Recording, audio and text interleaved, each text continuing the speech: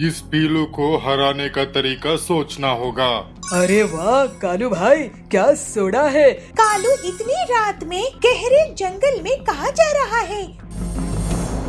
भिलाईपुर के गांव में पीलू सोडा बेचा करती थी। पीलू का सोडा बहुत बिकता था। पीलू घरेलू तरीके से रंग बनाया करती थी और बहुत अच्छे से अलग अलग फ्लेवर बनाकर बेचा करती थी। ये लोगों को बहुत पसंद आता था। उसके दुकान के सामने कालू की भी सोडा की दुकान थी, लेकिन वो बहुत ही आलसी था और पीलू की तरक्की से जलता था। सोडा ले लो सोडा, रंग बिरंगे अलग अलग फ्लेवर्स के सोडा। ऐसे फ्लेवर्स आपको पूरे जंगल में कहीं नहीं मिलेंगे। सोडा ले लो सोडा, हाजमा ठीक करने वाला सोडा।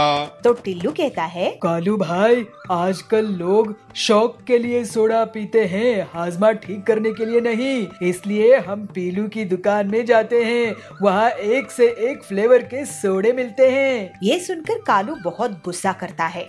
टिल्लू पीलू की दुकान जाकर पूरे परिवार के लिए सोडा ले लेता है। ये लो टिल्लू भैया, फैमिली पैक सोडा, 500 रुपए हुए। कालू सोच में पड़ जाता है। इस पीलू को हराने का तरीका सोचना होगा, नहीं तो मुझे ये गरीब कर देगी और मुझे जंगल छोड़कर जाना पड़ेगा। उस रात कालू जाबाज चील के पास जाता है और जंगल से एक पाउडर लेकर आता है, जिसको वो अपने सोडा में मिलाता है। अगले दिन कालू मिलावटी सोडा बेचने लगता है। सोडा ले लो इंटरनेशनल सोडा, एक बार पियोगे तो बार बार पियोगे। सोडा ले लो इंटरनेशनल सोडा, एक बार पियोगे तो बार बार पियोगे। अरे कालू भैया, तुम कहाँ से इंटरनेशनल सोडा ले आए? वो मेरे जीजाजी ने भेजे है अमेरिका से। एक बार पी के तो देखो ठिल्लू भाई, बार बार पियोगे। ठीक है, एक दो, नहीं अच्छा लगा तो पैसे नहीं दूंगा। कालू टिल्लू को सोडा देता है और टिल्लू एक के बाद एक 5 सोडा पी जाता है। अरे वाह कालू भाई, क्या सोडा है। इसके सामने तो पीलू का सोडा एकदम बकवास है। मैं अपने दोस्तों को भी यहाँ लाता हूँ। और जल्दी ही पीलू की दुकान खाली हो जाती है। कोई भी ग्राहक उसके पास नहीं जाता है और सिर्फ कालू के पास ही सब सोडा पीते हैं। पीलू, तुम जंगल छोड़कर अफ्रीका चली जाओ, वही तुम्हारे लिए सही रहेगा। मैं तो बर्बाद ही हो गई हूँ। ये अचानक से कालू का कौन सा जीजाजी पैदा हो गया अमेरिका में। उस रात पीलू अपनी दुकान बंद करके जा रही थी। वो बहुत उदास थी और जंगल छोड़ने के बारे में सोच रही थी। तभी उसे कालू दूर जंगल में उड़ता हुआ दिखता है। अरे कालू इतनी रात में गहरे जंगल में कहाँ जा रहा है? इसका पीछा करती हूँ। और पीलू जाबाज के साथ उसके सौदे को होता हुआ देख लेती है। पीलू अपने मोबाइल में सब रिकॉर्ड कर लेती है और फिर कालू को वो पाउडर घर में सोडा में मिलाते हुए भी रिकॉर्ड कर लेती है। पीलू तुरंत ही हरिया इंस्पेक्टर के पास जाती है। इंस्पेक्टर साहब, ये देखिए, कालू सोडा में नशा मिला रहा है। हरिया वो वीडियो देखता है और बहुत गुस्सा करता है। मैं इसके हड्डियां तोड़ दूंगा। फिर हरिया सभी चिड़ियों को लेकर कालू के घर जाता है। कालू, तुम मुझे नशा वाला सोडा बेच रहे थे, अब हम सब तुम्हारा नशा उतारेंगे। ऐसे टिल्लू कहता है। कालू की बहुत पिटाई होती है और फिर उसे जेल हो जाता है। इस तरह से पीलू अपनी ईमानदारी के कारण जंगल में अकेली सोडा बेचने वाली रह जाती है और अपना जीवन हंसी खुशी बिताने लगती है। हे गरीब चिड़िया, तू यहाँ से अपनी दुकान हटा। अब मैं भी गरीब लोगों के लिए पिज्जा बनाऊंगी। पिद्दी चिड़िया, तेरी ये हिम्मत, मैं फिर से तेरी दुकान तोड़ दूंगा। टॉली नगर के जंगल में कड़क से पिज्जा की बड़ी सी दुकान चलाता था। उसी की दुकान के सामने पीलू सस्ता दाल चावल बेचा करती थी। ये बात कड़क को बिल्कुल पसंद नहीं थी। एक गरीब चिड़िया उसकी दुकान के सामने अपनी दुकान लगाए। एक दिन कड़क अपने आदमियों के साथ पीलू के पास जाता है। हे गरीब चिड़िया, तू यहाँ से अपनी दुकान हटा। तेरी गरीब दुकान के कारण मेरे इस शानदार पिज्जा शॉप का शो खराब हो रहा है। कड़क सेठ जी, आपका और मेरा क्या मुकाबला है? आपकी इतनी बड़ी दुकान है, अमीर लोग वहाँ आते हैं, मैं छोटी सी गरीब चिड़िया, मेरी दुकान में गरीब लोग ही आते हैं। और वैसे भी मेरी दुकान आपके पिज्जा शॉप से बहुत दूर है। मुझे ज्ञान देती है। फिर कड़क और उसके आदमी पीलू की दुकान को तोड़ फोड़ देते हैं। पीलू बहुत दुखी हो जाती है, वो रोने लगती है।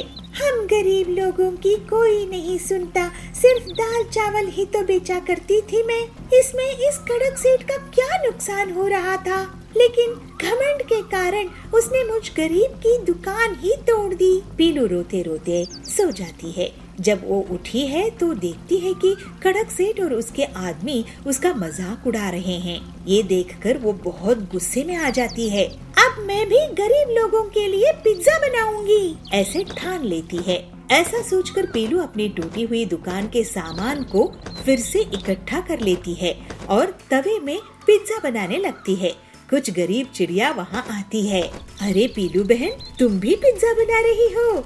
ये तो हम खा ही नहीं पाएंगे, बहुत महंगे होते हैं ना ये, अमीर लोगों का खाना है ये। नहीं बहन, मैं पिज्जा सस्ते दामों में ही दूंगी और इतनी टेस्टी कि अमीर भी इसको खाने आएंगे। फिर थोड़े ही दिनों में पीलू का पिज्जा बहुत फेमस हो गया और गरीब लोगों के साथ अमीर भी उसकी दुकान में आने लगे। एक दिन पीलू के घर के पास दबंग जाबाज पहुंचता है। पीलू, मैं तुम्हारी दुकान में नहीं आ पाया, लेकिन मुझे तुम्हारा पिज्जा खाना है। लेकिन अगर मुझे पिज्जा पसंद नहीं आया तो मैं तुम्हें पैसे नहीं दूंगा। मैं आपको अभी एक पिज्जा बना कर देती हूँ जाबाज जी, आपको जरूर पसंद आएगा। जाबाज को पीलू के पिज्जा बहुत पसंद आते हैं और वो उसकी तारीफ करके उसको पैसे देकर चला जाता है। इसको देखकर कड़क गुस्से में आ जाता है और फिर से अपने गुंडों के साथ पीलू की दुकान तोड़ने जाता है। पिद्दी चिड़िया, तेरी ये हिम्मत, मैं फिर से तेरी दुकान तोड़ दूंगा। लेकिन तभी वहाँ पर जाबाज आ जाता है और अकेले ही कड़क और उसके गुंडों को पिटाई कर देता है। अरे भागो, जाबाज से तो कोई नहीं बच सकता। इसके बाद जाबाज के डर से कड़क जंगल छोड़कर भाग जाता है और पीलू अपनी मेहनत और लगन के कारण पिज्जा की बड़ी सी दुकान खोल लेती है। लेकिन फिर भी गरीब लोगों को वो सस्ते दामों में ही पिज्जा बेचा करती थी। इस तरह से पीलू हंसी खुशी रहने लगती है। सुनो पिद्दी चिड़िया, तुम्हें पता है मैं कितना खतरनाक हूँ। जो भी मेरा काम करने से मना करता है उसको मैं मिटा देता हूँ। एक जंगल में पीलू चिड़िया अपने पति बबलू के साथ रहा करती थी। ऐसे ही एक बार गर्मी के मौसम में पीलू को 2 अंडे होते हैं। दोनों पति पत्नी उन अंडों का बहुत अच्छे से ख्याल रखते हैं। एक बार पीलू अपने पति से कहती है, सुनिए बहुत गर्मी बढ़ रही है, हम लोग ने तो कैसे भी घास फूस के इस घोंसले में अपना जीवन काट लिया। हम तो गर्मी सह लेते हैं, लेकिन इन अंडों का क्या होगा?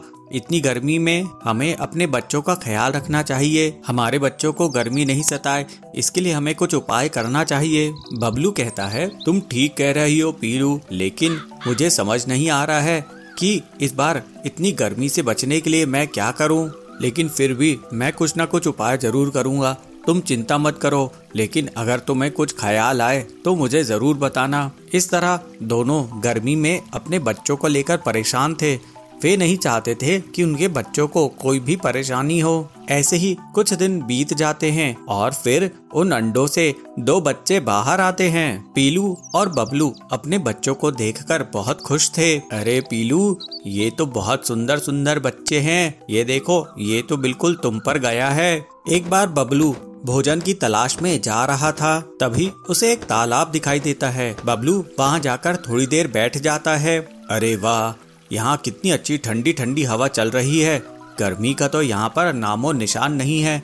मैं अभी जाकर पीलू को बताता हूँ। ऐसा सोचकर बबलू अपने घर की ओर चला जाता है। बबलू खुशी खुशी ये बात पीलू को बताता है। पीलू ये बात सुनकर बहुत खुश होती है। पीलू कहती है, ठीक है जी, मैं कल ही आपके साथ उस जगह को देखने चलूंगी। अगले दिन दोनों पति पत्नी उस तालाब की ओर चले जाते हैं। तालाब के पास पहुंचकर पीलू कहती है, आपने बिल्कुल ठीक कहा था जी, यहाँ पर तो बहुत ही ठंडक है। पीलू आसपास देखती है तो उसे एक मिट्टी का ढेर दिखाई देता है।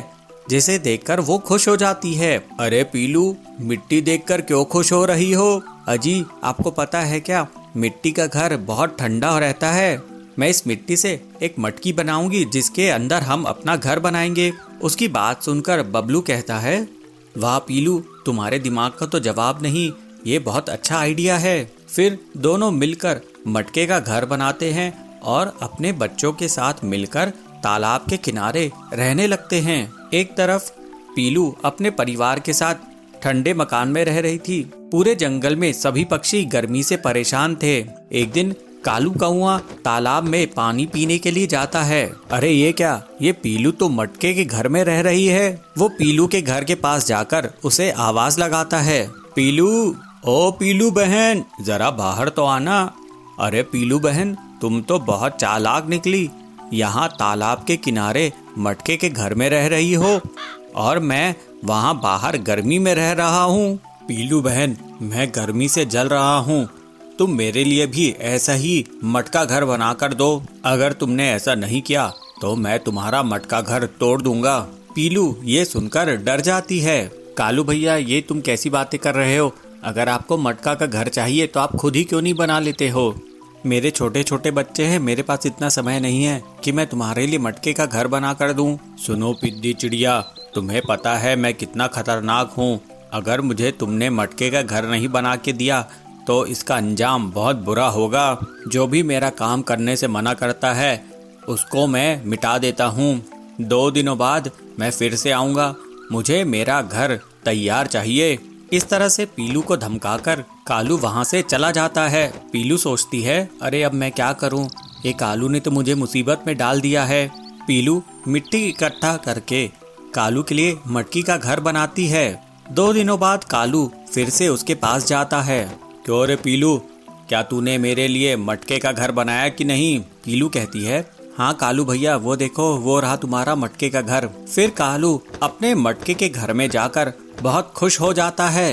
कालू सोचता है, अरे वाह, इस मटके के घर में कितनी ठंडक है। अगर मैंने इस चिड़िया को डराया नहीं होता तो ये मेरे लिए मटके का घर नहीं बनाती। लेकिन जब सभी पक्षियों को पता चलता है कि कालू ने पीलू को डराकर अपना घर बनवाया तो वे नाराज हो जाते हैं और कालू को धमकाते हैं। फिर कालू को अपना मटकी का घर बनाने के लिए पीलू को पैसे देने पड़ते हैं। कुछ समय बाद सभी पक्षी पीलू से पैसे देकर मटकी का अपना अपना घर बना लेते हैं। इस तरह से पीलू सबके लिए मटके का घर बनाकर बहुत खुश होती है। इससे उसकी आमदनी भी हो जाती है। फिर वे सब गर्मी के मौसम में खुशी खुशी रहते हैं। नारियल पानी ले लो, ताज़ा ताज़ा नारियल पानी, ठंडा ठंडा नारियल पानी। आजकल जंगल के पक्षी कोल्ड ड्रिंक्स पीते हैं, तू कहीं और जाके अपनी दुकान लगा। अरे पीलू चिड़िया, हम आज से तुम्हारे से ही नारियल पानी खरीद कर पिया करेंगे। बबलू कबूतर नारियल पानी बेचकर अपने परिवार का गुजारा किया करता था। वो सुबह सुबह नारियल पानी बेचने के लिए अपने घर से निकल जाया करता था। नारियल पानी ले लो, ठंडा ठंडा नारियल पानी ले लो, नारियल पानी ताज़ा ताज़ा नारियल पानी। अरे ओ नारियल पानी वाले भैया, जरा इधर आना, ये लो भैया, ये ताज़ा ताज़ा नारियल पानी पियो। इस तरह बबलू दिन भर घूम घूम कर नारियल पानी बेचा करता था। शाम को बबलू घर वापस आकर अपनी पत्नी पीलू को पैसे देता है। ये ले पीलू, आज की कमाई, इसमें से आधे पैसे तू अलग जमा करके रख ले, अपने बेटे की पढ़ाई के काम आएंगे। पीलू उससे कहती है, सुनिए जी, आप अपनी तबीयत का भी ख्याल रखा कीजिए, आजकल आपकी तबीयत ठीक नहीं रहती है। अरे क्या करूं पीलू, मुझे तो दिन भर मेहनत करना ही पड़ेगा ना, आखिर अपने बच्चे के भविष्य का सवाल है। इस तरह उनके दिन बीत रहे थे। एक दिन बबलू जब नारियल पानी बेच रहा होता है तो उस पर बाज हमला कर देता है। उस बाज का शिकार बन जाता है।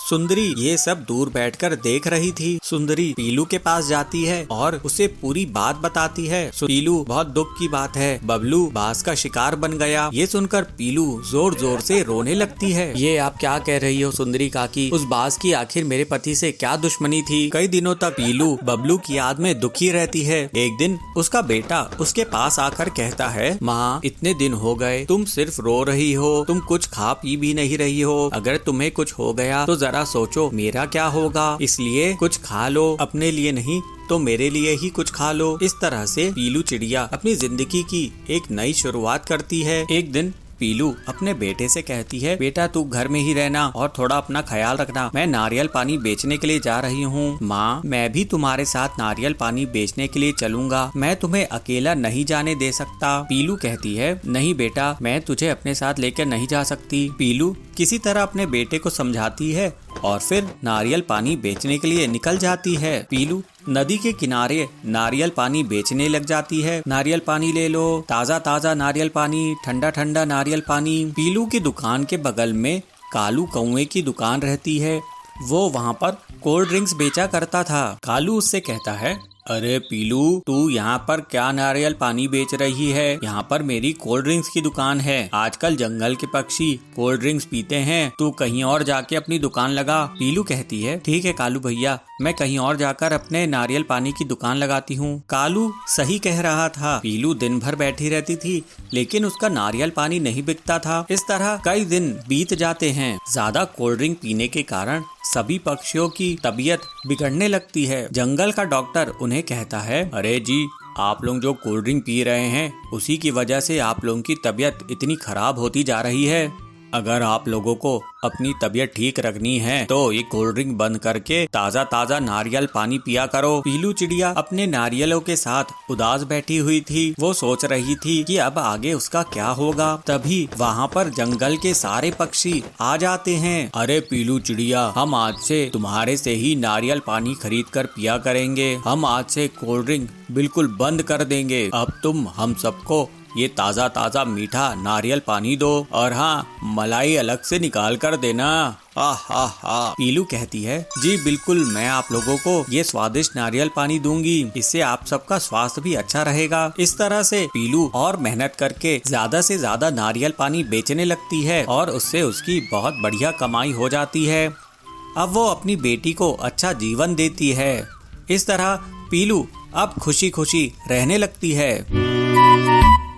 पिछले बार की तरह हमारी फसल बर्बाद हो गई तो हम जीने लायक नहीं बनेंगे। अचानक से खेत में सोने के आलू उग जाते हैं। बंसीपुर गांव में बबलू कबूतर अपनी पत्नी पीलू चिड़िया के साथ रहता था। बबलू बहुत ही मेहनती था।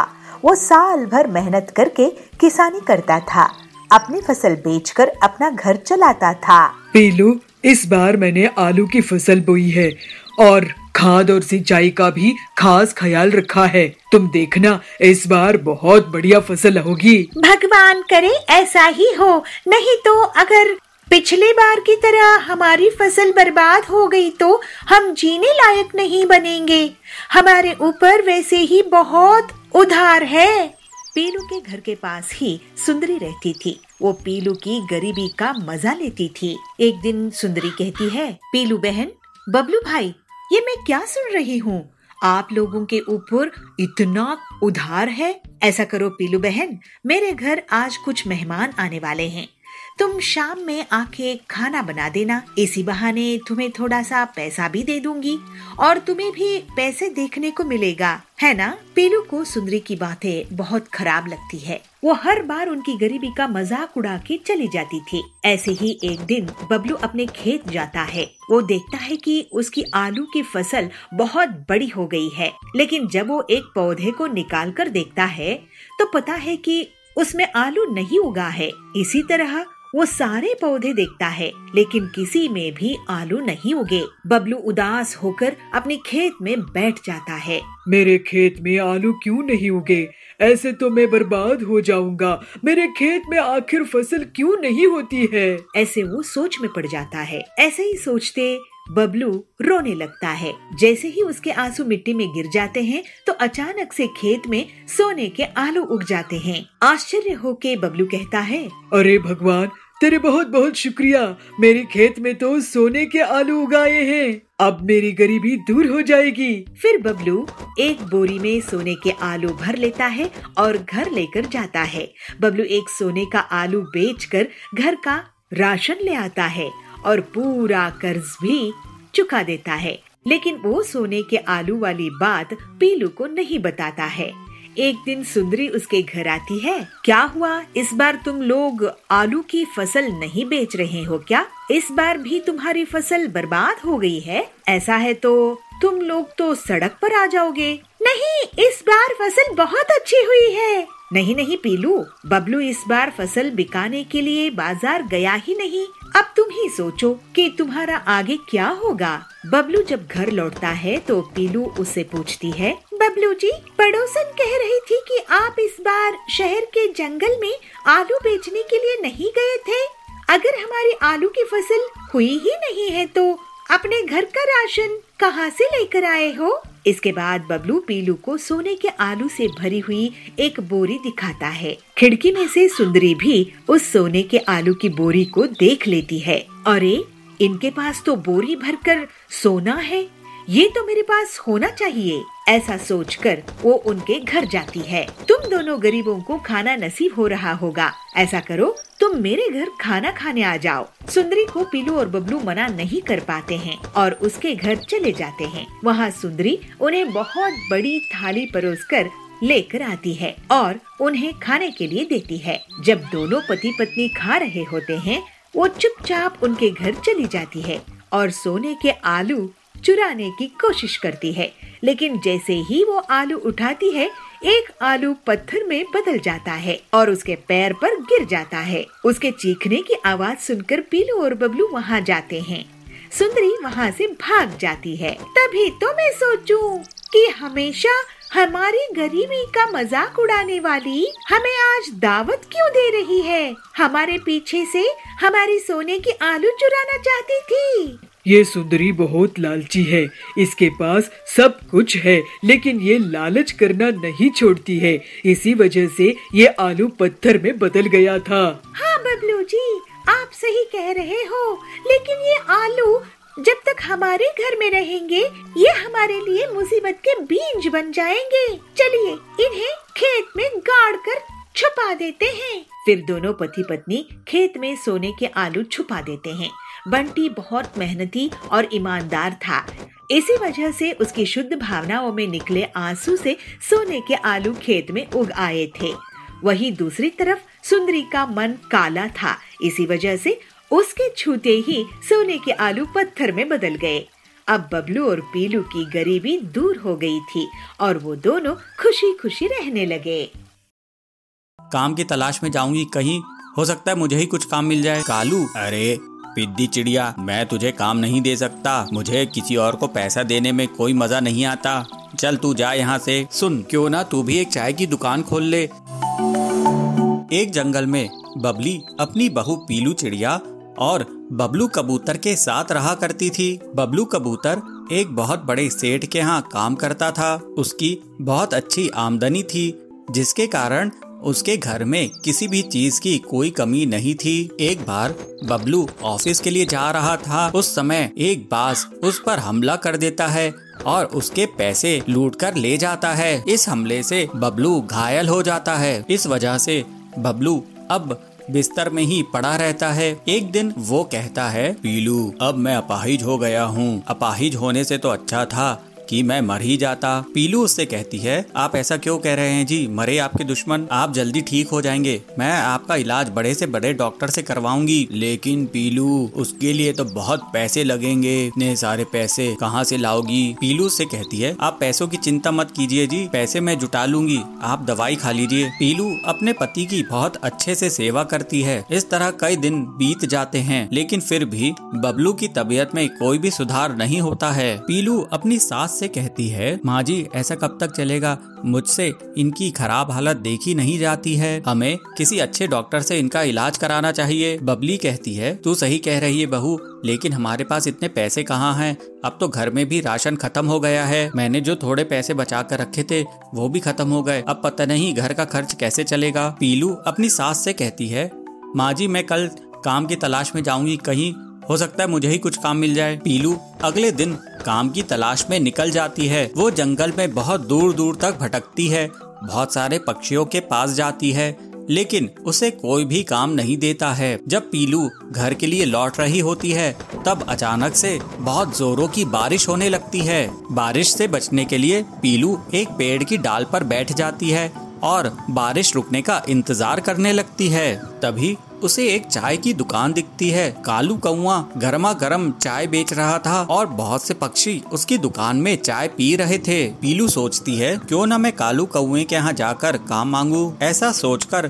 पीलू कालू कौए की दुकान पर चली जाती है। पीलू कालू से कहती है, कालू भैया क्या आप मुझे काम देंगे? मुझे काम की बहुत जरूरत है। कालू, अरे पिद्दी चिड़िया, मैं तुझे काम नहीं दे सकता। मुझे किसी और को पैसा देने में कोई मजा नहीं आता। चल तू जा यहाँ से। इस तरह से पीलू निराश होकर वापस अपने घर लौट जाती है। पीलू निराश होकर घर के अंदर जाती है तो उसकी सास बबली उससे पूछती है, पीलू क्या हुआ, तुझे काम मिला क्या? बबलू की दवाई खत्म हो गई है, अगर तुझे पैसे मिले तो मैं उससे उसकी दवाई ले आऊंगी। पीलू रोते हुए अपनी सास से कालू कौआ और दूसरे पक्षियों के बुरे व्यवहार के बारे में बताती है। इसको सुनकर उसकी सास उससे कहती है, पीलू तू चिंता मत कर, कुछ बुरा होता है तो कुछ अच्छा होने के लिए ही होता है। मेरे पास एक आइडिया है, सुन, क्यों ना तू भी एक चाय की दुकान खोल ले। तेरे हाथ की बनी हुई चाय बहुत ही स्वादिष्ट होती है। पीलू कहती है, अरे वाह माँ जी, आपने ये आइडिया बहुत अच्छा दिया है। मैं कल ही अपनी चाय की दुकान खोल देती हूँ।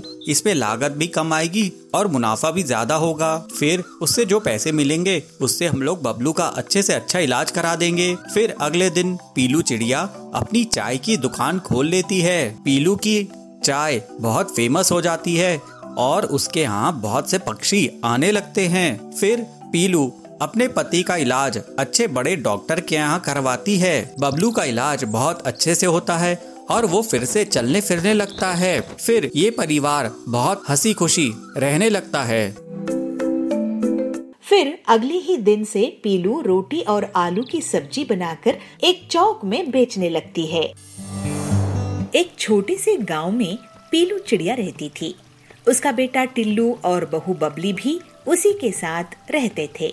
लेकिन टिल्लू और बबली को पीलू का साथ रहना पसंद नहीं आता था। पीलू की एक बेटी भी थी। उसकी एक अमीर घर में शादी हो चुकी थी। शादी के बाद वो अपनी माँ से अच्छा व्यवहार नहीं रखती थी। माँ, मैं तुमसे कुछ कहना चाहता था।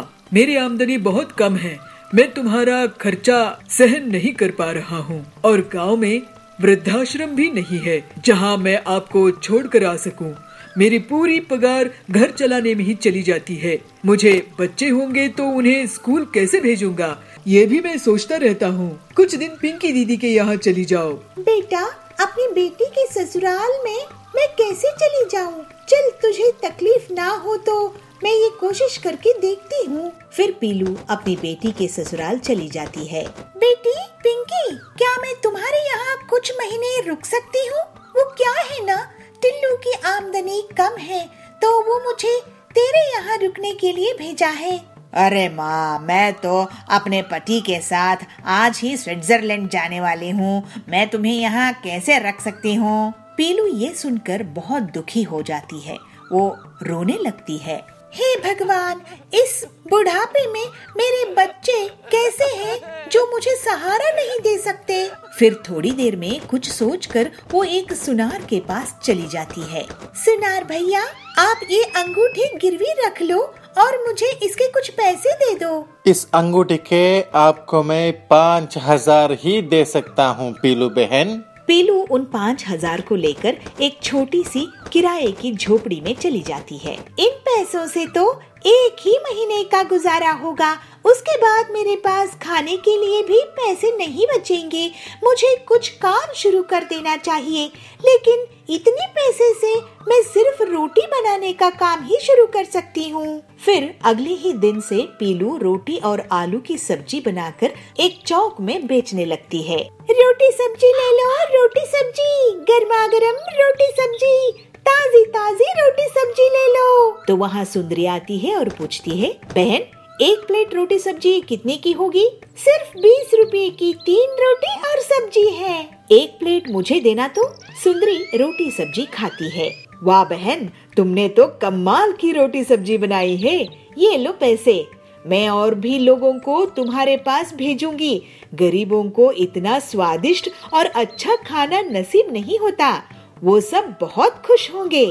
घर लौटते समय पीलू को 2 भिखारी चिड़िया मिलते हैं। पीलू उन दोनों चिड़ियों को रोटी दे देती है। इस तरह से जल्दी ही पीलू की दुकान चल निकली और उसके पास इतने ग्राहक आए कि वो अकेले काम नहीं कर सकती थी। पीलू रोज रोटियां बनाती और 2 रोटियां वो उन भिखारी चिड़ियों को दे देती थी। मेरी रोटी सब्जी लोगों को बहुत पसंद आ रही है, लेकिन अब मुझे और लोग चाहिए होंगे। क्यों ना मैं उन भिखारी चिड़ियों को काम पर रख लूं? सुनो, तुम दोनों यहाँ पर भीख मांगती हो, मैं तुम्हें काम दे सकती हूँ अपनी दुकान में, अगर तुम करना चाहो तो। बहन, मेरा नाम लवली है। मैं एक अमीर घर से थी, लेकिन मेरे बच्चों ने मुझे घर से निकाल दिया तो मैं यहाँ हूँ। मैं भी अच्छे घर से थी बहन, मेरी भी यही कहानी है। हम तुम्हारे साथ काम करेंगे और मेहनत से पैसे कमाएंगे। ये सुनकर पीलू बहुत खुश हो जाती है और फिर तीनों चिड़िया मिलकर टिफिन का काम शुरू कर देते हैं और बहुत जल्द ही पूरे जंगल में सिर्फ पीलू का टिफिन चलता है। पीलू अपनी आमदनी का 3 हिस्सा कर देती है और तीनों बहुत अच्छे से रहने लगते हैं। ऐसे ही एक दिन पीलू का बेटा उसकी दुकान में आता है। माँ, तुम तो बहुत मेहनती हो, मुझे माफ कर दो, मैंने तुम्हारा ख्याल नहीं रखा। अब मुझे पछतावा होता है कि मैंने तुम्हें किस हाल में छोड़ दिया था। बेटा, अब मैं दूसरे बूढ़े लोगों को मदद करूंगी, तू चिंता मत कर। तुम लोग मेरे बच्चे थे और रहोगे। फिर उस दिन से टिल्लू भी अपनी माँ का उसके काम में हाथ बटाने लगा और पूरी ईमानदारी से बुजुर्गों के लिए काम करने लगा। फिर वो सब हंसी खुशी रहने लगे।